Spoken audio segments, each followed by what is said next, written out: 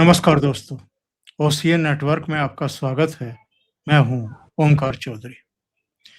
Iran, America और Israel के इस युद्ध का 12वां दिन और मकसद क्या है, हेतु क्या है, अभी भी क्लियर नहीं है। इसके बावजूद कि ये वहाँ रिज़िम चेंज करना चाहते थे, लीडरशिप चेंज करना चाहते थे, वो तो हो गया है फ़ॉर्च्यूनेटली, अनफ़ॉर्च्यूनेटली। अयातुल्लाह अली ख़ामेनी की मौत हो गई। उनके साथ और 47-48 टॉप लीडरशिप उनकी चली गई। अब अयातुल्लाह अली ख़ामेनी के बेटे वो सुप्रीम लीडर घोषित कर दिए गए। इज़राइल कह रहे हैं कि इनको भी निपटा देंगे। अमेरिका ने भी कहा है बहुत लंबे समय तक चलेंगे नहीं। इसको लेकर के भी एक नई बहस छिड़ रही है। लेकिन किसी की समझ में ये नहीं आ रहा है कि इसका मकसद क्या है? क्या असली मकसद वो है जो अब बताया जा रहा है कि जो खार्ग आइलैंड है, उस पर डोनाल्ड ट्रंप अमेरिका कब्जा करना चाहता है, जहाँ से 90% ईरानी तेल का एक्सपोर्ट होता है, या कुछ मकसद और है? एक और डेवलपमेंट होते हुए देख रहे हैं। यूरोपियन कंट्रीज़, उनमें तीखे मतभेद पैदा हुए हैं। इटली की प्रधानमंत्री मेलोनी ने जो 190 के आसपास छात्राएं मारी गई हैं, उनकी कड़े शब्दों में निंदा की है और ये कहा है कि इसका पता लगाया जाना चाहिए कि ये किसकी करतूत है, उसको सजा दी जानी चाहिए। फ्रांस में और इनमें मतभेद दिखाई दे रहे हैं और ब्रिटेन भी हिचकता रहा और इनकी गालियां सुनता रहा और उसके बाद उसने फैसला किया कि जो हिंद महासागर में उसका स्थान है, वहाँ से इनको एक्सेस दिया जाए। अपना जलपोत भी उन्होंने, युद्धपोत कह लीजिए, उसको भी ऑफ़र किया, जिसको लेने से इनकार किया डोनाल्ड ट्रंप ने। लेकिन इससे भी बड़ी बात एक्चुअल में ये है कि अब इसके इफ़ेक्ट दिखाई देने शुरू हो चुके हैं। वो चाहे यूरोपियन कंट्रीज़ पर या जो बाकी के देश हैं। अब ये स्ट्रेट ऑफ हॉर्मुज़ में एक थाई जहाज को उड़ाया है ईरान ने, जो एक्चुअल में भारत आ रहा था यूएई से। ये पहली कैजुअल्टी है हॉर्मुज़ जो वे है जहाँ से गुजरते हैं तेल लेकर के टैंकर्स और जहाज, वहाँ पर पहला हमला हुआ है इसकी तरफ से। 3 क्रू मेंबर उसके गायब अभी भी हैं, बाकी को बचा लिया है ओमान की नेवी ने, नौसेना ने। तो हम ज़रा इस पर बात करेंगे कि ये जा किस तरफ रहा है और होने क्या वाला है। सीधे जुड़ लेते हैं कर्नल अजय रैना साहब के साथ। वो ही इस गुत्थी को सुलझा सकते हैं। तो जुड़ लेते हैं, जुड़ करके बातचीत को आगे बढ़ाएँगे। अजय जी, बहुत स्वागत। नमस्कार। नमस्कार ओमकार जी, आप तो मुझे वो प्रश्न पूछ रहे हैं जिसका जवाब तो डोनाल्ड ट्रंप को खुद नहीं पता। आप मेरे को भी क्या कहते हैं गूगली और टॉप स्पिन सब इकट्ठे करके डाल रहे हैं आप। चलो कोशिश करते हैं। जी। तो सबसे पहली कैजुअल्टी, एक तरीके से सबसे पहला निशाना एक थाई जहाज को बनाया गया जो भारत ही आ रहा था, यूएई से आ रहा था। कैसे देख रहे हैं इसको? और एक दिन पहले ही अमेरिका ने कहा था, वहाँ के रक्षा मंत्री का भी बयान आया था, डोनाल्ड ट्रंप का भी बयान आया था कि स्ट्रेट ऑफ हॉर्मुज़ को बाधित ना किया जाए, क्योंकि संभवतः वो जानते हैं कि इससे कितना बड़ा संकट होगा। और हालाँकि ये बदनामी से तो नहीं डरते हैं, ये तो अब तक पता लग गया, वरना इतनी बड़ी संख्या में दुनिया के देशों को परेशान ना करते इन 8 महीनों में टैरिफ-वैरिफ थोप करके। लेकिन बदनामी तो अमेरिका की ही होगी अगर तेल की सप्लाई बाधित होती है, बंद होती है और वहाँ जो माइन्स बताते हैं कि बिछा दी है समुद्र में ही, जो ये 30-33 किलोमीटर का एरिया है, जहाँ उसकी नौज जो है वो उसके सामने से गुजरते हैं ये सारे शिप्स। तो ये सिचुएशंस क्या बता रही है अजय जी?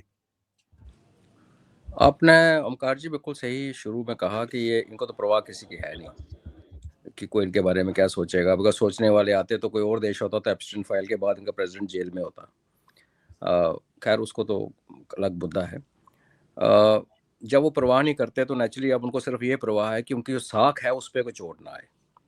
दुनिया को तेल मिले ना मिले, गैस मिले मिले, actually they don't care because उनके पास अपना तेल भी है, गैस भी है। बाकी परेशान हो रहे हैं। अब ये जो थाई वाला जहाज है, कमर्शियल शिप था, ये इसको थोड़ा ट्विस्ट दे के बोला जा रहा है कि खबरों में, जो आपने बिल्कुल सही बोला कि ये भारत आ रहा था। एज फार एज हमारा कंसर्न है तो हमें एज भारतीय में सोचना ठीक है, आ रहा था तो ठुक गया, अब हम क्या करें, हमारा शिप नहीं था ना वो एक बिजनेस एंटरप्राइज थी, यहाँ डिलीवरी करता तो पैसे मिलते नहीं, तो जस्ट टू बैड। बट ये दर्शाता क्या है? दर्शाता ये है कि जो कॉन्फिडेंस डोनाल्ड ट्रंप साहब ने कल और परसों अपने ट्वीट्स में बोला लोगों को कि डरो मत, अब जाओ, कोई आपको नहीं रोकेगा, ये हिम्मत दिखाओ। तो एक चीज़ तो क्लियर है कि ट्रंप साहब की हिम्मत बताने की स्पीच सुन के जो जाएगा वो फिर उस महादेवी उसको वापस लेके आएंगे, पता कोई नहीं। आप इनको ट्रस्ट नहीं कर सकते। और ये बहुत बड़ी बात है कि एक सुपर पावर का प्रेसिडेंट लोगों को खतरे के मुंह में डाल रहा है जस्ट झूठ बता के। अगर आपको यहाँ स्टूडियो में बैठे हुए यहाँ पता है कि वहाँ माइंस हैं और वो कह रहा है मैंने 8 माइन के जहाज उड़ा दिए और बस माइन साफ हो रही हैं, दुनिया को पता है कि नेवी जो है ईरान की जो तबाह हो चुकी है वो अलग है, और आईआरजीसी की नेवी अलग है। जैसे ईरान की सेना अलग है और आईआरजीसी अलग है। आप ये मान के चलें कि जैसे हमारे भारतीय सेना है और एक कल को जो एसपीजी है जो प्रधानमंत्री जी को लुक आफ्टर करती है, अगर वो इतनी बड़ी हो जाए कि आईआरजीसी की साइज बन जाए, तो ये दो अलग चीज़ें हैं। आईआरजीसी के पास जो बोट्स हैं वो बिल्कुल छोटी और वो बेसिकली सुसाइडल भी हैं और फास्ट मूविंग बोट्स हैं जो बेसिकली अटैक करती हैं शिप्स को छुप छुप के, लहरों के बीच में से निकल के। प्लस ईरान के जो खबरें पहले थी वो ये है कि ईरान के पास लिथियम बैटरी से चलने वाला अंडर वाटर ड्रोन है। अब ये नहीं पता कि ये जो थाई जहाज उड़ा है ये ड्रोन से उड़ा है या फिर किसी माइन से उड़ा है, क्योंकि वो जो स्टेट ऑफ हॉर्मुज जो लगभग 30 किलोमीटर उसका मुहाना है, उसमें जो शिपिंग जो लेन है वो कोई 2.5-3 किलोमीटर है बस। बाकी जगह पे बड़े जहाज नहीं आ सकते, उनको ड्रेजिंग करनी पड़ती है, आपको पता है, फिर रेत जुड़ जाती है, फिर शिप को क्रेन लगी होती है निकालती रहती है ताकि शिप के नीचे जो हल होता है वो फिर नहीं तो टकरा जाता है। बट अगर आप सिचुएशन के हिसाब से देखें तो जैसे आप शुरू में इंट्रोडक्शन में कह रहे थे कि हम बाहर बैठ के क्या अंदाज़ा लगाएं कि इनका ऑब्जेक्टिव क्या था, क्योंकि पहली तो बात यह है कि जब हमने सिंदूर किया तो हमारे पहले ही कह दिया गया था कि हम आतंकियों के को नहीं छोड़ेंगे, और जब उन्होंने मार दिया तो पाकिस्तान को हमने बोला भाई हमने अपना ऑब्जेक्टिव कर लिया, करना तो सुधर जाओ, तो वो नहीं सुधरे तो उनकी एयरफोर्स आई तो फिर हमने फिर ठोका। अमेरिका का ऑब्जेक्टिव जैसे आप देखें पिछले 1 साल में, पिछले साल जून में जब इन्होंने बड़े बड़े बॉम्ब गिराए और डिक्लेयर कर दिया कि ईरान का यूरेनियम और न्यूक्लियर बनाने की फैसिलिटी हमने नमो निशान मिटा दिया। फिर इन्होंने यहाँ पे एक इन्फ्लेशन पैदा की इस साल के स्टार्टिंग में, पूरे डॉलर्स वहाँ से निकाल लिए गए एक प्लान के तहत, इकॉनमी टूटी, लोग सड़कों पे आए, उनमें उन्होंने अपने बंदे भेजे जिन्होंने गोलियां चलाई, विवाद मच गया, और उस पे न तब कोई न्यूक्लियर का किसी ने नाम नहीं लिया। ये सिर्फ ये कह रहे थे कि प्रोटेस्ट हो रहे हैं, लोग बेकसूर लोग मारे जा रहे हैं, 837 लोगों को सजा हुई है, इसलिए ईरान को रोकना पड़ेगा। तो ये इसका नंबर 2 ऑब्जेक्टिव या स्टेटेड ऑब्जेक्टिव था। थोड़ा और आगे बात चलनी शुरू हुई तो कहने लगे जी 460 किलो जो उनका यूरेनियम है वो बस 60% है, तो हम सबको पता है 60 को 90 होने में ज़्यादा टाइम नहीं लगता, तो वो उस पर फिर न्यूक्लियर दोबारा बीच में आ गए। वो क्यों बीच में आ गए? क्योंकि ये लड़ाई जो है यूएस की है ही नहीं, यूएस के पास कोई जस्टिफाइबल रीज़न ही नहीं है ईरान को अटैक करने का। ये लड़ाई लड़ी जा रही है इसराइल के लिए, और इसराइल शुरू से न्यूक न्यूक न्यूक 91 से कह रहा है कि बस 2 दिन में 4 दिन में। कितना सच है झूठ है वो बाद में हिस्ट्री जज करेगी, बिकॉज इराक वाले तो आज तक मिले नहीं। फिर इन्होंने बोला जी रिजीम चेंज करना बड़ा ज़रूरी है, और अभी जैसे आप कह रहे थे, आपने एक बात सही की, पर टेक्निकली उसमें थोड़ा सा एरर है कि इन्होंने लीडरशिप मारा है, रजीम तो चेंज नहीं हुई। वेनेजुएला में जब उठा के मुद्रो को ले गए तो उसी की ग्रुप की दूसरी बंदी वहां पे प्रेसिडेंट बन गई, तो रजीम वहां भी चेंज नहीं हुई। रजीम चेंज होती है जैसे बांग्लादेश, बिल्कुल बिल्कुल, और यहाँ रजीम चेंज हो भी नहीं सकती। मैं आपको बताता हूँ इसका कारण क्या है। इसका कारण ये है कि जो जैसे पाकिस्तान की आर्मी जो है वो पूरे देश को कंट्रोल में रखती है, ईरान का जो बैकबोन है वो IRGC है।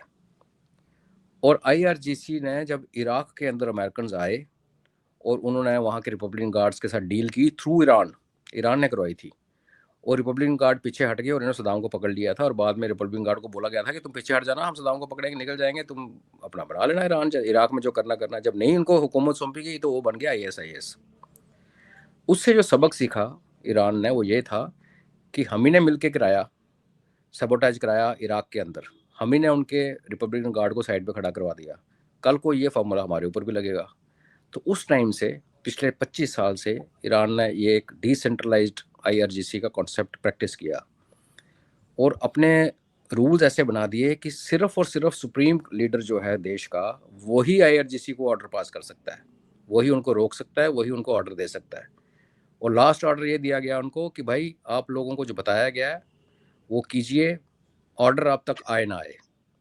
ये जो हमारे अयतुल्ला साहब जिनको ठोका गया, ये उनका लास्ट आदेश था।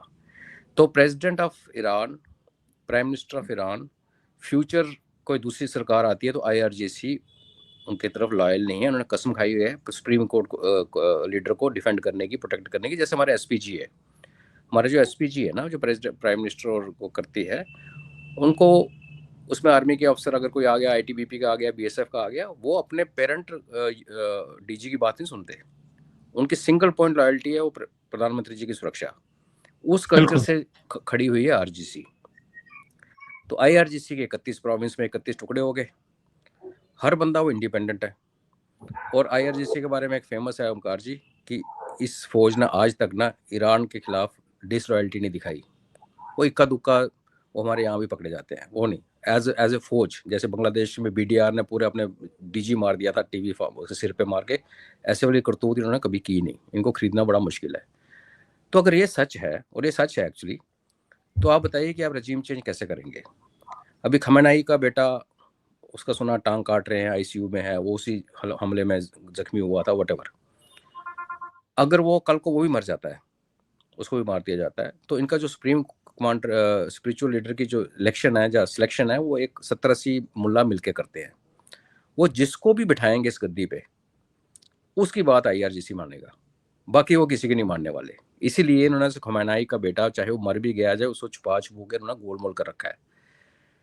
तो रजीम चेंज होना एक अलग चीज़ है, तेहरान के अंदर एक नया चेहरा लेके आना, प्राइम मिनिस्टर बना के, प्रेसिडेंट बना के, वो अलग चीज़ है। उसका कंट्रोल नहीं होगा देश के ऊपर। तो ये बड़ा कॉम्प्लेक्स इशू है। तो जो ऑब्जेक्टिव्स आप हमने जो 4 बातें की, न्यूक इनको मिले नहीं, प्रोटेस्ट के साथ रजीम इनकी चेंज हुई नहीं, और ये जो बाकी कह रहे हैं कि ये अभी हम इसको इतना तबाह कर देंगे कि डिसेबल कर देंगे, क्रिपल कर देंगे, ताकि दुनिया में दूसरों को धमका ना सके, उसमें ये कामयाब हुए हैं काफ़ी हद तक। ईरान का बहुत बुरा हाल है, ये मानने वाली बात है। लेकिन ये कहना कि तुम जाओ हरमुज़ में कोई परवाह नहीं है, सब ठीक ठाक है, वो एक गलत रिपोर्ट है। आज जो ब्लास्ट हुआ है, किसी को नहीं पता कि कल को क्या होगा। Just because Iran fire back नहीं कर रहा, उनकी फायरिंग की इंटेंसिटी कम हो गई है, तो लोगों ने ये मानना शुरू कर दिया कि भाई ईरान ख़त्म हो गया। ईरान डैमेज हुआ है, डिस्ट्रॉय हुआ है, ख़त्म नहीं हुआ। बहुत बड़ा देश है ओंकार जी, हमारे भारत का आधा है। तो आप इमेजिन कीजिए, आप दिल्ली को उड़ाते रहो, मारते रहो, दिल्ली मुंबई कलकत्ता उड़ाने से भारत ख़त्म तो नहीं होता ना। वहाँ अगर आपको ख़त्म करना तो आपको फिर शायद 15 या 20 साल लंबी लड़ाई बूट ऑन ग्राउंड डाल के करनी पड़ेगी, वो औकात किसी में है ही नहीं दुनिया में। तो ये बड़ा कॉम्प्लेक्स सा इशू है, कहाँ जा रहा है, किधर जा रहा है, वो हम अभी डिस्कस करेंगे इसके बाद। बट मतलब पॉसिबिलिटीज, श्योरिटी कोई नहीं है। जी ओंकार जी। अभी अगर तत्काल हम एक विषय लें को ये कि अगले, अभी तो चलो बहुत सारे देशों के पास कुछ रिजर्व में होगा जिससे वो काम चला लेंगे। कोई 10 दिन चला लेगा, 15 दिन चला लेगा, 20 दिन चला लेगा। किसी के पास ज्यादा ही रिजर्व होगा, वो 40 दिन चला लेगा। लेकिन उसके बाद क्या होगा? क्या एक बहुत बड़ा ऊर्जा का, ईंधन का संकट खड़ा नहीं कर दिया है इजराइल और अमेरिका ने? जी ओंकार जी, कर दिया ऑलरेडी। वो तो कुछ समझदार सरकारें हैं, जैसे हमारी सरकार समझदार है, जिसको अभी लोग कोसने में लगे हुए हैं। कोसो ठीक है, लेकिन हम फिर हद क्रॉस कर जाते हैं। तो हमारे पास 25 दिन का रिजर्व, और 25 दिन भारत जैसी बड़ी कंट्री का 25 दिन का रिजर्व का ये मतलब है कि पूरे यूरोप के 50 दिन का reserve, something like this. Population देखिए कितनी है। फिर हमारे पास ऑलमोस्ट 3 महीने का वॉर फाइटिंग रिजर्व है, तो वो हमारे पास, उसमें हमें इशू नहीं है। हमें थोड़ा गैस का प्रॉब्लम है, क्योंकि हम सिर्फ 40% जो हमारी कंजप्शन है उसको सिर्फ 40% भारत में प्रोड्यूस करते हैं और 60% हम इम्पोर्ट करते हैं। और वो जो भारत में गैस कंज्यूम होती है वो 80% डोमेस्टिक है और 20% जाती है कमर्शियल रेस्टोरेंट्स में, होटल्स में, बाकी जगह। और 80% का भी लोग कहते हैं कि 10% ऐसा है जो कि पिल फ्रिज होके लोग लाल सिलेंडर खरीदते हैं घर के नाम पे और दुकान, हलवाई की दुकान पे फोड़े डालते हैं, तो वो करके बस 70 to 75% है। अगर 70 to 75% घर चलाना, सरकार ने क्लियरली बोल दिया कि मेरी फर्स्ट प्रायोरिटी है कि हम घरों की गैस को डिस्टर्ब ना करें, तो अगर 75% वहां जाती है और 40% प्रोड्यूस करें तो 35% का एक शॉर्टफॉल है। तो 35% का शॉर्टफॉल मैनेज किया जा सकता है अगर हम प्रोपेगेंडा में ना फंसे। आपने तो जनरल पिक्चर बोली, मैं पहले जवाब दे चुका हूँ कि पूरे देश दुनिया में संकट आ रहा है, बट हमें अपने देश की जो फिक्र है उसमें मैं ये कह रहा हूँ कि अगर 35% का शॉर्टेज है ओमकार जी, तो पहले जो हर घर में गैस का जो कॉन्सेप्ट किया था, इसलिए गैस की पेनिट्रेशन बहुत ज़्यादा हो गई है। लेकिन शहरों में इस टाइम 18 से 20 घंटे बिजली आ रही है। कोई शहर, टाउन, मेरा अपना जो फार्म है जो LC से, लाइन ऑफ कंट्रोल से 6 किलोमीटर है, वहाँ भी 16 से 18 घंटे लाइट आती है। इसका मतलब है आप induction, rice cooker, microwave, fryer, इनको यूज़ करके आप काफ़ी सारा ऑफसेट कर सकते हैं 35% को। और जिन गाँव या देहातों में ये चीज़ें अवेलेबल नहीं है, वहाँ पे लकड़ी अवेलेबल है। हमारे पूर्वज चूल्हा जलाते आए और आज भी गाँव ने गैस भी रखी है, साथ में हमारा जो सर्वेंट है हमारे फार्म हाउस पे, वो गैस भी रखा हुआ है, साथ में चूल्हा भी जलाता है, क्योंकि वो झाड़ियाँ वाड़ियाँ काटते रहते हैं, हम सफाई करते रहते हैं, तो वो उसको मिल जाता है फ्यूल।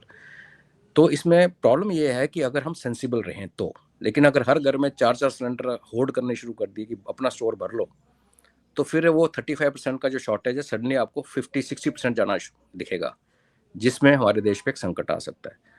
अब आपका इतना बड़ा प्लेटफॉर्म है, तो मैं ये अपील कर सकता हूँ कि भाई ऐसा है, आप 10 दिन रुको, क्योंकि रशिया ने कमिट कर दिया कि रशिया हमें गैस देगा। अमेरिका से हम पहले ही ले रहे थे, जिसकी उसी डील की प्रोग्रेशन है कि यह $300 बिलियन की जो अंबानी की डील हुई है, उसमें पहले हमारी एक LPG की डील हुई है इनके साथ बाइडेन के टाइम के। हम अल्जीरिया से ले रहे हैं गैस। रशिया का जो गैस यूरोप में जा रहा था, अभी जो उनका लेटेस्ट अटैक हुआ जिसमें उनके 42 लोग मारे गए और ब्रिटिश इल्ज़ाम लगा ब्रिटेन के ऊपर, तो रशिया ने कहा मैं यूरोप को गैस नहीं दूंगा। तो यूरोप में जितनी गैस जाती थी उसका 25% हमारा 100% है। उसका अगर 1/4 हम लें तो हमारे पूरे देश की 100% रिक्वायरमेंट पूरी हो जाती है, हालांकि हमारी रिक्वायरमेंट 60% है, 40 हमारा अपना है। तो इसका ये मतलब है कि जो ईस्टर्न रूट है चेन्नई से जो रशिया को जाता है, जो हम ऑलरेडी ऑपरेट चल पड़ा है, उसमें अगर आप ट्रेवल टाइम निकालेंगे तो 14 से 15 दिन लगेंगे जहाज़ों को आने में यहाँ पे गैस लेके।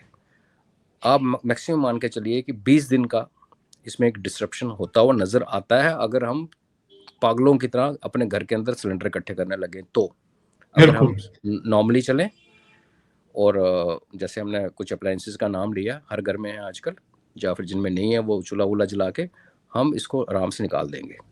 और ये जीत है हमारी डिप्लोमेसी की, कि पुतिन का ये कहना कि मैं यूरोप को एक चीज़ नहीं दूंगा, फिर वो कहते हैं कि मेरे को नई मार्केट्स मिल गई हैं, और वो मार्केट हमारा, और डीजल और पेट्रोल तो हमारे पास इतना ज़्यादा है कि हम एक्चुअली आज भी दूसरों लोगों को सप्लाई कर सकते हैं।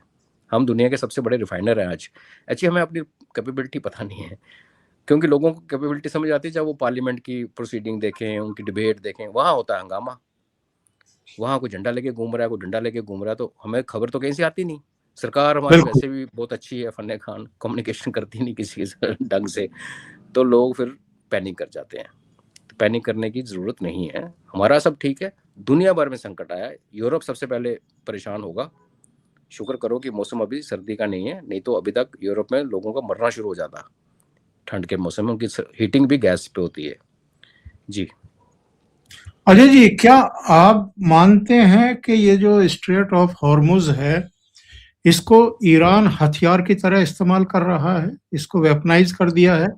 जैसे मैं तेहरान विश्वविद्यालय के प्रोफेसर हैं फवाद इजादी, उनका एक बयान पढ़ रहा था और उन्होंने कहा कि जितना ईरान को इस युद्ध में आर्थिक नुकसान हुआ है जब तक उसकी भरपाई नहीं हो जाती तब तक हॉर्मुज का जो ये स्ट्रेट है ये बंद रखा जाएगा।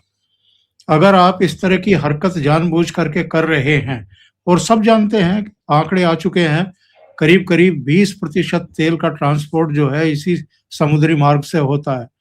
तो ये एक तरह की इनकी तरफ से भी ब्लैकमेलिंग है।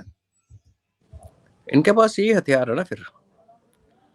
और मेरे को लगता है कि चाहे हम ईरान को पसंद करें ना करें, हम अमेरिका को पसंद करें, वो हमारी पर्सनल चॉइस है, लेकिन प्रैक्टिकल टर्म्स में अगर कोई आपको पनिश कर रहा है बहुत ज़्यादा, और उसे आपने गलती भी की है 7 अक्टूबर का ड्रामा करवा के, लेकिन फिर ये भी है कि आपको ये बनाने के पीछे अमेरिका का ही हाथ है, विलेन बनाने के पीछे भी। हमास जो है वो CIA और मोसाद ने मिलकर खड़ी की थी, जिन्होंने बाद में 7 अक्टूबर, तो कहानी बड़ी पेचीदा है। बट अगर हम उसको छोड़ दें हिस्ट्री को और अभी रियल टाइम पे आ जाएं, तो ठीक है, ईरान ने एक स्टांस लिया, और जब उन पर प्रेशर पड़ा उन्होंने कहा भाई हमें बॉम्ब नहीं बनाना है और हम आपकी सारी शर्तें मानने के लिए तैयार हैं। तो जब आपने वो स्टार्टिंग में ऑब्जेक्टिव की बात की थी, तो एक्चुअली एज अ ऑब्जर्वर मुझे ये नहीं समझ आ रहा कि इनका ऑब्जेक्टिव था क्या। जब आप टेबल पे बैठे और आपने कहा कि ये शर्तें हैं, ईरान ने सारी शर्तें मानने को, बैलिस्टिक मिसाइल घटाने तक मान लिया। और अगर आप यूक्रेन में अपना माइंड लेके जाएं, जब यूक्रेन अलग हुआ था, यूक्रेन ने अपना पूरा न्यूक्लियर आर्सेनल खत्म कर दिया था, तो उसी तर्ज पे ईरान मान गया था। कुछ छोटी मोटी जो नेगोशिएशन चल रही थी, और अगले दिन आपने अटैक कर दिया उसके ऊपर। इसका मतलब ये है कि आप उस नेगोशिएटेड सेटलमेंट के लिए आप तैयार ही नहीं थे। और बाद में खबर आती है कि 27 दिसंबर 25 को ही तय हो गया था डेट ऑफ अटैक, इसलिए मोदी जी को पहले बुला लिया गया। उनको पता था यहाँ अभी अटैक नहीं होने वाला 2 दिन, इसराइल को पता था, इसराइल और इसने तो किया। बट जो हो गया उसको हो गया, छोड़ो। तो ईरान के दृष्टिकोण से देखें तो वो उसके पास अभी लूज करने को कुछ भी नहीं है ओंकार जी, उसके पास खोने के लिए कुछ नहीं है। उसकी कैपिटल आपने बर्बाद कर दी, उसके डंप उड़ा दिए आपने, आपके पानी वाले सोर्सेज पे अटैक करना शुरू कर दिया। अब वो कह रहा है कि मेरे पास जो भी छोटी मोटा साधन है मैं लगाऊंगा। आज वो हॉर्मुज की बात कर रहा है, और उसमें क्या है साहब, दिन में 130 से 140 टैंकर रोज निकलते थे पहले हॉर्मुज के अंदर से, आज 3 से 4 निकल रहे हैं। अभी आई थिंक आज और कल में अभी बढ़ रही है। तो उसको 140 को अटैक नहीं करना ना, उसको किसी एक को ठोकना है।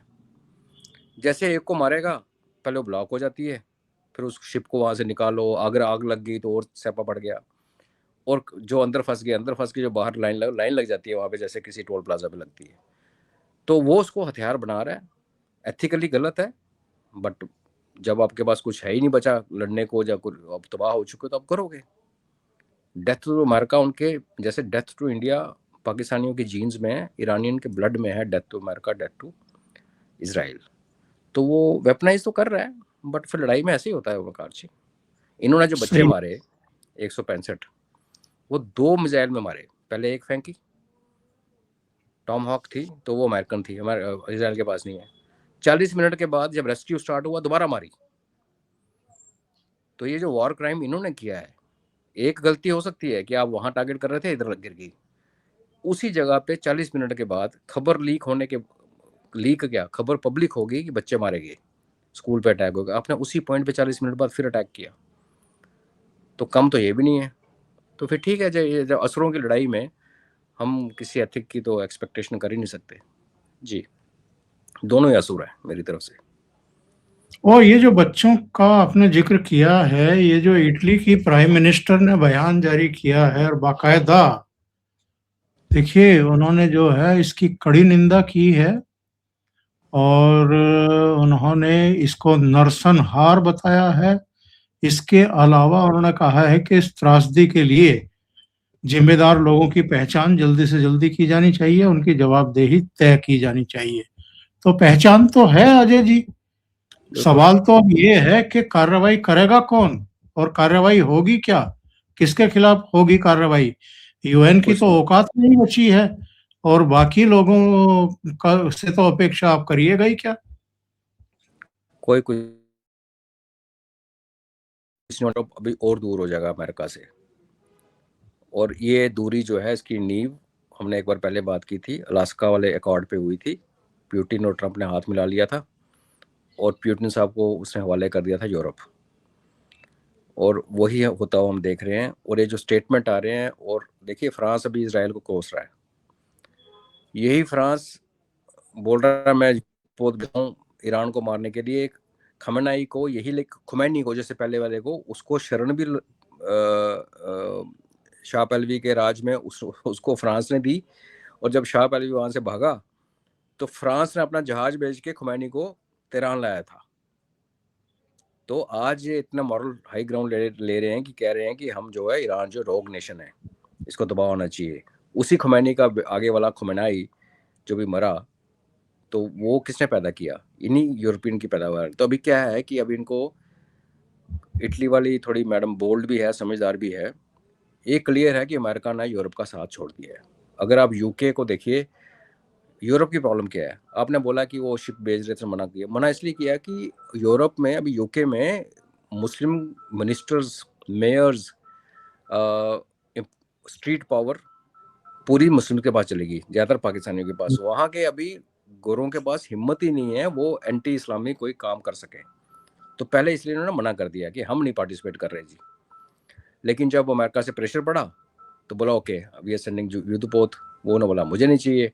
तो अभी जो डिगो गार्शिया में जो अमेरिकन बेस है, वो जिस धरती पे बना हुआ है, मॉरिशस की धरती है, लेकिन उसकी लीज पे जो डॉक्यूमेंट साइन कर रखे हैं वो किए हुए यूके ने। तो उन्होंने कहा ठीक है वहां से कर लो। तो इनसे आप एक बात हमें समझनी चाहिए, इनमें कोई एथिकल वैल्यूज या सिर्फ गोरा होना ये कोई सर्टिफिकेट नहीं है कि ये लोग अच्छे हैं। इन्होंने कॉलोनीज बना के पूरी दुनिया को लूटा, 50 साल उस पैसे का एंजॉय किया, 50-60 साल, और हमें बोला धुतकारते रहे हमारे पैसे से खा के। और आज एक कर्मा इनके साथ आ रहा है। और जब आप ईरान की बात करते हो, वो सिविलाइजेशन है, वो सब कुछ ठीक है, लेकिन ईरान ने जो करतूतें की, हमास, हिजबुल्ला और मिलिशिया बना के, उसका भी कर्मा उसको पकड़ रहा है। तो हम जो इमोशनल हो जाते हैं यहाँ बैठ के ना अपने देश में, कभी हमें ईरानी के लिए आंसू निकलने शुरू हो जाते हैं, कभी हमें इसराइल के लिए आंसू निकल। इसराइल हमारा अच्छा पार्टनर है, इसराइल के साथ हमारा मेल जोल है और रहेगा, रहना चाहिए, दोनों के लिए ठीक है। लेकिन अगर इसराइल ने एक विपता अपने सिर पे डाली है, वो सोच समझ के डाली है, और वो कितने दिन से आतुर था, वो तो अमेरिका को खींच के लाया इस लड़ाई में, तो फिर अंकार जी भुगतेगा। अभी क्या है कि हमें पता ही नहीं है कि इसराइल में डैमेज कितनी हुई है, यूएई में कितनी हुई है, सऊदी में कितनी हुई है, बिकॉज यहाँ पे लग गया सेंसरशिप के। वहां से दुबई में तो क्लियरली बोला आप एक वीडियो पोस्ट करो 50,000 दिरहम आपको जुर्माना होगा और आपको वहां से निकाल दिया जाएगा। रही बात अमेरिका की, तो उनकी जो सोल्जर्स, डेड सोल्जर्स के ऊपर रिपोर्टिंग बैन लग गया है। डेड बॉडी आती है, रिपोर्ट नहीं कर सकते। 6 से 7 की फिगर चल रही है, लेकिन जब उनकी 1-1 बिलियन, 50 मिलियन, 500 मिलियन की रडार्स उड़ाई हैं, जिसका एविडेंस अभी आ चुका है, थार्ड उड़ाया, ANTP को उड़ाया, दुनिया का सबसे महंगा रडार, तो क्या उसके साथ क्रू था ही नहीं? रडार ऐसी पड़ी थी अकेली, उनकी कैपेबिलिटीज भी ज्यादा हुई हैं। अब बाद में सब पता चलेगा कि किसने कितनी कीमत उठाई। लेकिन अगर अमेरिका ने पूरी दुनिया को इसमें डाला दुविधा में, तो हमारे सबके पास एक रीजन है कंप्लेन करने का। वो नहीं सुनेगा, उसको परवाह नहीं है। लेकिन लोग फिर समझ आते हैं ना कि यार ये बंदा, ये कंट्री जो है ये सिर्फ अपनी सोचती है। हर कोई अपना सोचता है, लेकिन मुंह ऐसा होता है कि चलो बंदा कुछ करता है, कंसल्ट करता है। उधर आप पीस कमेटी बना रहे हो गाजा में, और उस पीस कमेटी बनाने के 2 महीने पहले आपने ऑलरेडी डेट डिसाइड करके फलानी डेट को हमने ईरान के ऊपर मिसाइलें फेंकनी है। तो एक ये किस किस्म का, आई मीन ये डुप्लिसिटी है। तो आगे बढ़ ना जाए और बुरा ना कुछ हो। न्यूक की बात चल रही है, पहले शुरू होने से पहले हम लोग कह रहे थे, एटलीस्ट मैंने तो क्लियरली कहा था कि इस लड़ाई को अगर शुरू हुई तो शायद न्यूक्स पे जाके रुके। अब ये कह रहे हैं कि 460 किलो यूरेनियम गायब है, और हमें पता लग गया तो हम उस जगह पे टैक्टिकल न्यूक्लियर स्ट्राइक करेंगे।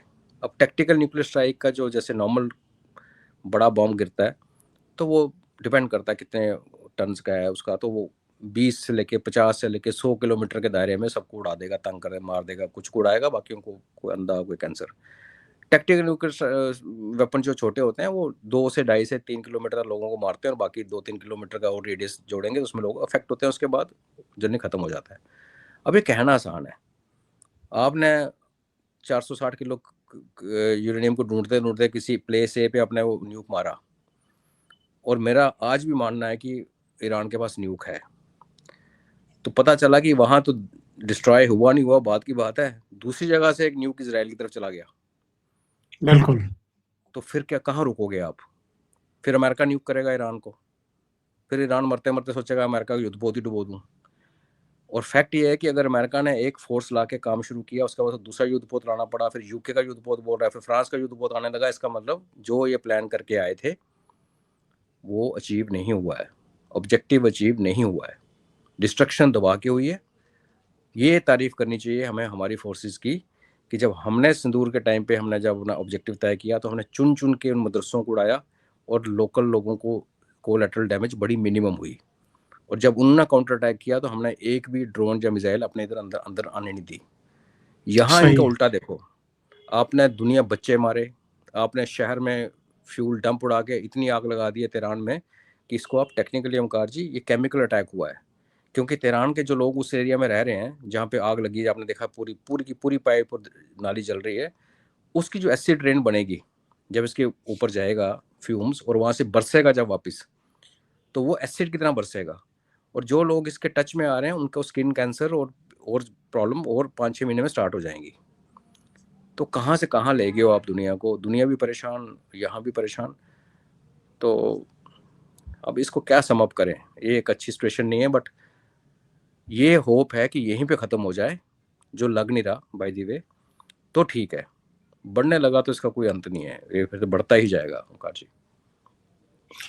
और अजय जी, ये जो खबरें आ रही हैं कि ईरान का जो खार्ग आइलैंड है उसको कब्जे में लेना चाहता है अमेरिका। लेगा कैसे, बूट्स उतारेगा ग्राउंड पे, ट्रुप्स तो लेके आ गया। ये वेस्ट एशिया में खबर तो आ रही है, अरब नेशंस में कोई कह रहा है 1 लाख ट्रुप्स आ गए, जो ज़्यादा है, मतलब 10-12-15 हज़ार ट्रुप्स होंगे, बाकी प्रॉक्सीज हैं। कर भी सकता है, वो करेगा तो ईरान, देखो हर देश का क्या होता है ओंकार जी, रेड लाइंस होती हैं।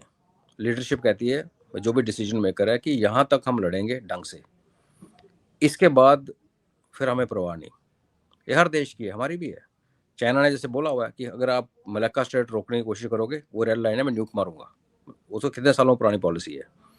और हमने बोला कि हम फर्स्ट यूज़ नहीं करेंगे, लेकिन फिर हमने बाद में इसको वेट लगाया कि अगर हमें पता चला कि वहाँ से स्ट्राइक होने वाली है तो हम उसको वहीं ठोकेंगे। तो हर देश का अपनी रेड लाइन है। ईरान क्योंकि मीडिया से बाहर था, 47 साल से वो सैंक्शन था, उसको वन साइड स्टोरी बना के काफ़ी, वही हाल है, गली के कुत्ते ने काटा, एक वीडियो बना दो तो लोग पागल हो जाते हैं। तो 10 कुत्ते हैं जो नहीं काटते, पर वो बेचारी स्टोरी नहीं सुना सकते ना। शेर को शिकारी मारता अपनी कहानी सुनाता है, शेर तो बोल नहीं सकता कि मैं सो रहा था, मैं गोली मार दी, मुझे पता नहीं चला। तो हम उसको सेलिब्रेट करते हैं जो पावरफुल है। ईरान की कहानियाँ हमें एक्चुअली पता ही नहीं है, उनकी ना पॉलिसीज़ पता है, ना उनकी कैपेबिलिटीज़ पता है। ये जो रिपोर्ट्स आती थी हम पढ़ते थे डिफेंस मैगजीन्स में, और हम असेस करते हैं कि कितनी मिसाइल। तो अगर ये रेड लाइन है, अगर 90% तेल वहाँ से निकल रहा है और आप उसको कब्जा कर रहे हो, तो नेचुरली डेफिनेटली एक रेड लाइन है। उसके बाद ईरान के पास बचा क्या इकॉनमी के लिए, वॉर की डिस्ट्रक्शन होगी, और जो बेच के कुछ पैसे लेने थे, कमाना, रोटी वोटी खानी थी, वो आप बंद कर रहे हो। तो हो सकता है रेड लाइन हो, और अगर रेड लाइन है तो पता चला कि अमेरिका तो लैंड कर गया, कब्जा कर गया, और उसके बाद एक छोटा सा न्यूक आके सिर पे गिर गया। तो इसलिए मैं कहता हूँ यहाँ रुक जाए तो अच्छा है, जिसके चांसेस कम हैं।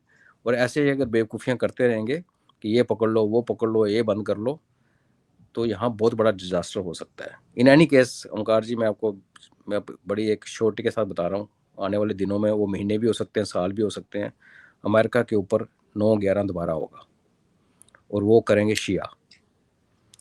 इन्होंने ये जो आग लगाई है ना, उस बुड्ढे को मारने का क्या फ़ायदा था, उसने वैसे मर जाना था, उसको प्रोस्टेट कैंसर था। अब बाकी उड़ाते, वो कह के बैठा हुआ कि मैं इसी घर में रहता हूँ भाई, मैं बंकर में नहीं जा रहा, बिकॉज मेरे लोगों के पास बंकर्स नहीं है। तो उसको मार के आपने क्या किया, रजीम चेंज आपसे हुई नहीं।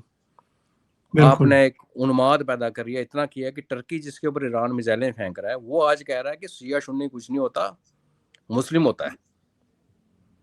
तो आपने एक नया बखेड़ा खड़ा कर दिया दुनिया के लिए। देखते हैं कहाँ जाकर रुकता है जी।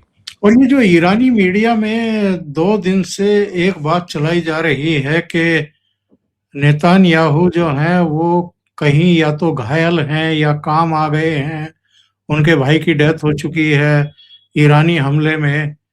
और इनका दावा ये है कि 8 मार्च के बाद वो दिखाई नहीं दिए हैं किसी वीडियो में, या किसी कोई केवल टेक्स्ट उनके मैसेज आ रहे हैं। ये वारफेयर है या टैक्टिस है या हकीकत भी हो सकती है। तीनों हो सकती, टैक्टिक्स का हिस्सा है, psychological warfare is part of strategy. हम भी करते हैं, हर कोई करता है, हालांकि हम थोड़ा वीक हैं इसमें, दुनिया बहुत करती है। तो हो सकता है साइकोलॉजी हो, साइकोलॉजिकल ऑपरेशन हो, ये साइऑप्स कहते हैं जिसको, और हकीकत भी हो सकती है, बिकॉज एंड ऑफ डे ओंकार जी हम सारे इंसान ही तो हैं। यही एक क्या है, ये 0.25 mm की चमड़ी है बस, है ना। और जब जिस दिन टाइम पूरा हो गया तो आपको तो खंदक में से निकाल के कोई ना कोई आगे ठोक देगा। बट बिगर क्वेश्चन ये है कि अगर मर गया नेतान्याहू, सपोज, हालांकि आई होप कि ऐसा नहीं हुआ है, तो क्या लड़ाई रुक जाएगी? फिर ये ईरान भी वही बेवकूफ़ी कर रहा है जो इन्होंने की, कि अपना प्राइम मिनिस्टर मार दिया, तो कि इजराइल में और कोई दूसरा deputy prime minister, speaker, opposition leader और कोई नहीं है? तो देश से ऐसे, वो एक जमाना था ना, राजे महाराजा को युद्ध के मैदान में मारते थे, तो उसकी सेना वहां से भाग जाती थी, दिल तोड़ देती थी। यहाँ राजा अपने घर में बैठा हुआ है, वो मरेगा दूसरा आ जाएगा, वो मरेगा तीसरा आ जाएगा। हाँ, सामने आंखों के सामने, जैसे आप हम लोग जब अटैक में जाते हैं, जो कमांडर ऑफिसर है, यंग कैप्टन है, मेजर है, जो आगे चल रहा है, जब उसको गोली लगती है तो एक मनोबल पे असर पड़ता है, वो आंखों देखी चीज होती है। अब जो IRGC वाला कोई अगर माइंड लगा के घूम रहा है, या किसी प्रोविंस में, ईस्टर्न प्रोविंस में बैठा हुआ है, मिसाइल लेके वेट कर रहा है कि जब मौका मिलेगा ठोकूंगा, उसको नहीं फर्क पड़ता कि सुप्रीम लीडर गया, उसको पता सुप्रीम लीडर गया, मैं अभी खुद ही सुप्रीम लीडर हूँ, मेरे को किसी को ऑर्डर लेने की जरूरत ही नहीं। सेम डेमोक्रेसी है इजराइल में, खुदा ना खासा किसी देश में ऐसा हो जाए तो उसका next level, third level, fourth level तैयार होता है। तो मतलब कहने का यह है कि अगर आपने अचीव कर लिया तो बेसिकली ईगो की लड़ाई है, हर कोई अपनी ईगो मसाज करने में लगा हुआ है, इसका प्रैक्टिकल कोई है नहीं। कोई ज़माना था कभी सिविल लीडरशिप पे अटैक नहीं होता था, ये इन्होंने ही शुरू किया, प्यूटिन पे अटैक किया। प्यूटिन ने आज तक जेलेंस्की पे अटैक नहीं किया है। प्यूटिन के ऊपर 2-3 हमले हो चुके हैं, जो कि पहले लड़ाइयों में कभी होते नहीं थे। सिविल लीडरशिप को कोई टच नहीं करता था, हाँ कोई लग जाए, मर जाए, गलती से लग जाए, अदरवाइज नहीं करते थे। फौज की लड़ाई होती है, फौज लड़ती थी आपस में, इन्होंने सारे मापदंड ही चेंज कर दिए। ठीक है, मारो एक दूसरे को, फिर क्या करें जी। और ट्रंप पर भी तो खतरा मंडरा रहा है, वो तो खुद ही कह चुके हैं करीब 20 दिन पहले कि मुझे नहीं पता मैं कब तक जिंदा हूँ। वो तो उसको ईरानी मारे ना मारे, उसको तो अंदर से वो ठोक देगा। बिकॉज आप देखिए, ये पेट्रोल प्राइसेस जो $3 और 45 सेंट से पहले वो $4.65 पे है, जो मेरे फ्रेंड ने मुझे फ़ोन करके बताया, और आज मैं सुबह ट्रैक कर रहा था, कुछ स्टेट्स में $5.65 हो गया। तो जब आप खुद ऑयल प्रोड्यूसर हो, आपके अंदर रिफाइनरी है, आपका शेल ऑयल है, आपके पास गैस के भंडार हैं, और आपने वेनेजुएला से दबा के चोरी करने के लिए आपने वेनेजुएला को काबू कर लिया, तो भी आपकी इन्फ्लेशन काबू नहीं आ रही। तो जो टैरिफ का ड्रामा करके बैठे थे कि टैरिफ से मैं बहुत पैसे कमाऊंगा, $150 बिलियन का आपके ऊपर स्वीट हो गया। ट्रेडर्स ने बोला हमारे पैसे वापस करो, हमें तो तुम लोग रगड़ दिया। यहाँ पे $1 बिलियन पर डे इनका खर्चा है, $1 बिलियन पर डे वॉर का, अमेरिका का। उसके अलावा जो नुकसान हुआ है उनका, जैसे वो ANTP की रडार है, वो रडार अपने आप सिर्फ 1 बिलियन की थी, पूरा सेटअप उसका 9 बिलियन का था। थार्ड जो तोड़ी है वो 700 के $800 मिलियन की रडार है। तो करते करते पता चला कि आप जब लड़ाई करने आए थे तो 38 की 39 ट्रिलियन आपका डेट था, और अगर ये लड़ाई चल गई 10-15-20 दिन और, तो पता चला 1 ट्रिलियन और जुड़ गया। इन एनी केस उनका हर 100 दिन में 1 ट्रिलियन जुड़ जाता है बिकॉज ऑफ इंटरेस्ट पेमेंट। तो जब ऐसी हालात होगी ओमकार जी, एक्सपोर्ट इंपोर्ट दुनिया भर से बंद हो रखा है, तो कोई हमें हैरानगी नहीं होनी चाहिए कोई अमेरिकन नहीं उठ के कुछ चेप दे, होने कुछ भी हो सकता है। तो ठीक है, कर्मा है फिर। अजय जी बहुत बहुत धन्यवाद जुड़ने के लिए, इतना समय निकालने के लिए, बहुत महत्वपूर्ण मुद्दों पर चर्चा करने के लिए। दर्शकों से निवेदन है, आपको ये चर्चा अच्छी लगी हो तो लाइक का बटन दबा दें, वीडियो को शेयर करें, और हाँ, अजय जी का चैनल है त्रिनेत्र, उसको भी सहयोग करें और सब्सक्राइब करें। बहुत बहुत धन्यवाद। धन्यवाद ओमकार जी, जय हिंद, नमस्कार। जय हिंद।